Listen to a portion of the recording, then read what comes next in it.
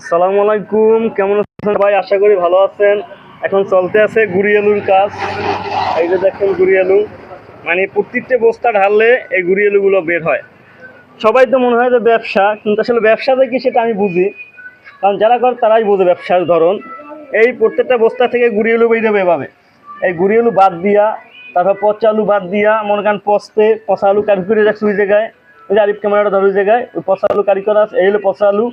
পচা আলু কারি করার পর তারপর সব কিছু বাদ দিয়া তারপর ব্যবসায়ী দেখেন প্রত্যেকটা বস্তা থেকে এইভাবে গুড়ি আলু বের হইবে। তারপর ব্যবসায়ী তারা বলবে কারা জানেন?